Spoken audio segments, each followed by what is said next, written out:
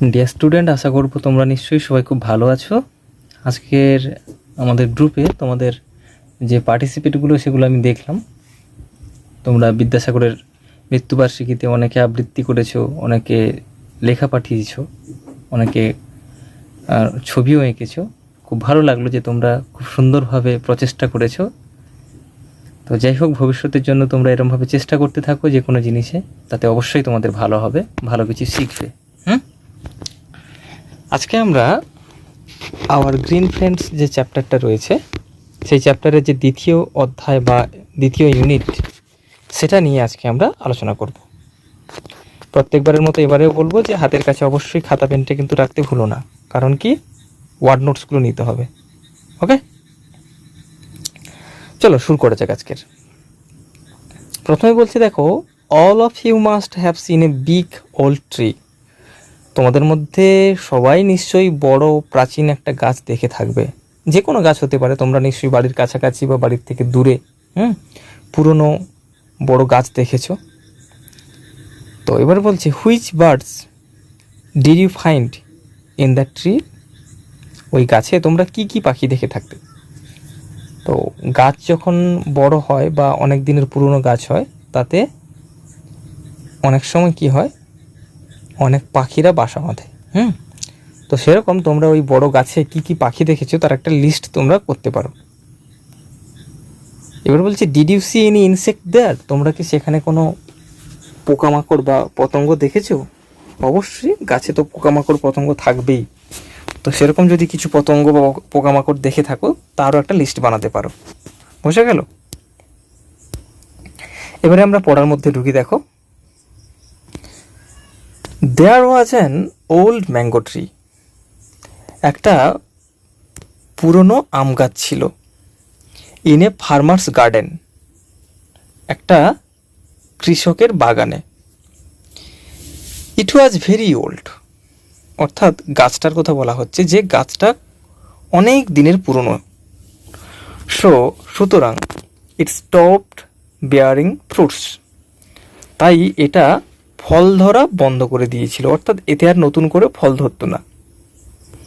It only gave shelter to the sparrows, butterflies and squirrels. তাহলে বলছে কি, যে এটাতে যেহেতু ফল ধরতো না, তাই এটার কাজ কি ছিল?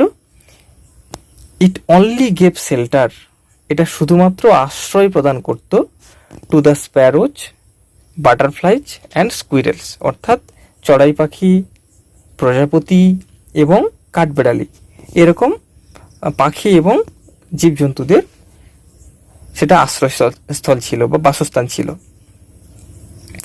The tree was completely useless. Completely কথার অর্থ কি? সম্পূর্ণভাবে। আর ইউজলেস মানে যেটা কোনো কাজে আসে না, অকেজো। তাহলে কি বলছে? The tree was completely useless, গাছটা সম্পূর্ণরূপে অকেজো ছিল। টু দ্য ফার্মার, কৃষকটির জন্য। বাস্তবিক একজন কৃষক, তার কাজ হচ্ছে ফসল, ফল, সবজি ইত্যাদি উৎপাদন করা। তো সেখানে তার কাছে যদি এরকম একটা গাছ থাকে যাতে কোনো ফল ধরে না, ফুল ধরে না, তো সেটা তো তার কাছে অকেজোই হবে, তাই না? তো সে কারণে বলছে যে গাছটা কিন্তু কৃষকটির জন্য সম্পূর্ণরূপে অকেজো ছিল বা কোনো কাজের ছিল না। ওয়ান ডে হি ডিসাইডেড, একদিন সে সিদ্ধান্ত নিল। কে? কৃষকটি। To cut down the tree, যে সে গাছটাকে কেটেই ফেলবে। তাহলে কাট ডাউন মানে কেটে ফেলা। তো যেমনটা ভাবা সেরকম কাজ। সে কি করলো দেখো, so he took A sharp x, x মানে কুঠার। সে একটা ধারালো কুঠার নিল। শার্প কথার অর্থ হচ্ছে ধারালো। And struck at the trunk of the tree, আর কি করলো?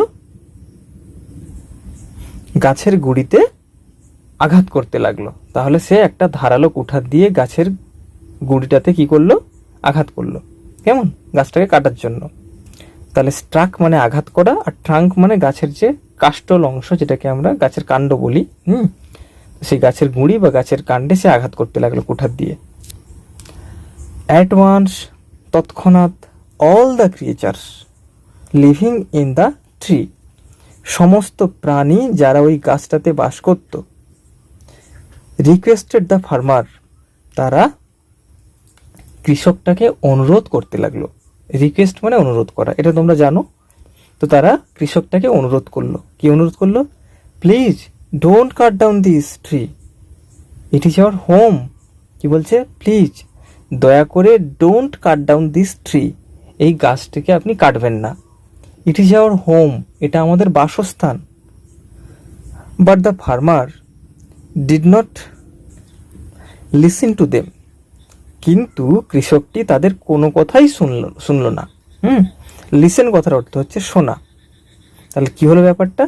সমস্ত পাখি, প্রাণী, যাদেরকে ক্রিয়েচার বলা হচ্ছে, জীবজন্তু, তো তারা সবাই এসে কৃষকের কাছে অনুরোধ করলো, অনুনয় বিনয় করতে লাগলো যে দয়া করে আপনি এই গাছটা কাটবেন না, এই গাছে আমরা সবাই বাস করি, এটা আমাদের বাসস্থান। তো ফলাফল কি হলো? কৃষকটা কিন্তু তাদের কোনো কথাই কানে তুলল না।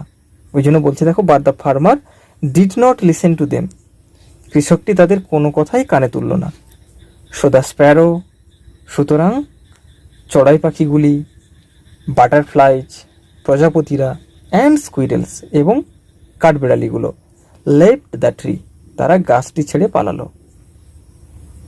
The farmer was in a hurry to finish off his work, কৃষকটি ভীষণ ব্যস্ত ছিল তার কাজটা শেষ করার জন্য।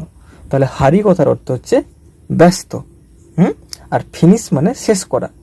তাহলে কৃষকটা তার কাজ শেষ করতে খুব ব্যস্ত ছিল।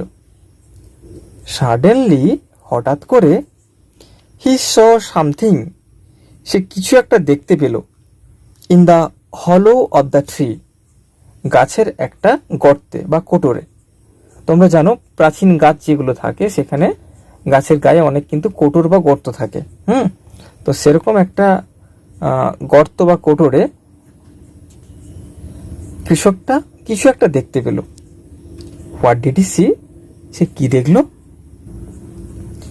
এ bee hive full of honey, একটা মৌচাক, তাতে মধুতে পরিপূর্ণ। হি সেড, সে বলল, অর্থাৎ কৃষকটা সেটা দেখে কি বলল? এ বি হাইভ, দেখো একটা বিস্ময়সূচক চিহ্ন দেয়া আছে, নোট অফ এক্সক্লেমেশন দেয়া আছে। অর্থাৎ সে অবাক হয়ে গেছে, কি, আরে একটা মৌচাক, ফুল অফ হানি, যাতে মৌ ভর্তি। হি টেস্টেড দ্য হানি, সে মধুটাকে পরখ করে দেখলো বা স্বাদ নিয়ে দেখলো। টেস্ট মানে স্বাদ করা, ঠিক আছে, বা চেখে দেখা। হাউ সুইট, ওহ কি মিষ্টি। হি সেড, সে বলল।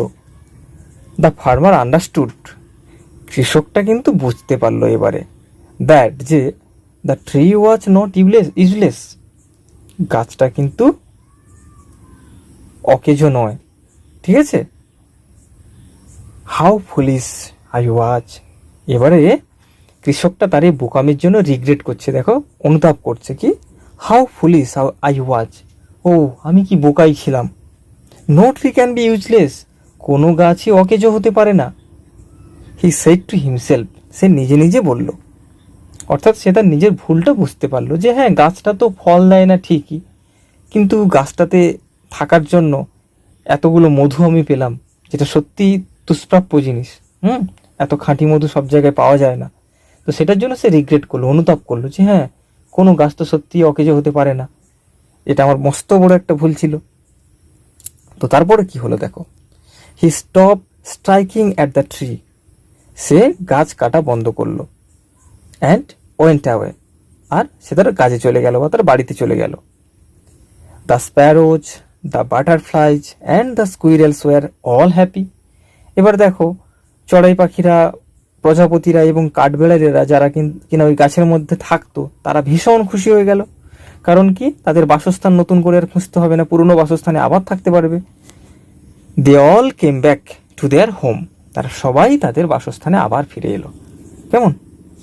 তো তোমরা চেষ্টা করবে যে চ্যাপ্টারটা আজকে পড়ালাম খুব ভালো করে এটা দেখতে এবং গল্পটা বুঝে নিতে। তাহলে আমরা পরের দিন এখান থেকে যে অ্যাক্টিভিটিসগুলো আলোচনা করব সেটা তোমাদের বোঝাতে বা তোমাদের অ্যাক্টিভিটিসগুলো করতে সুবিধা হবে।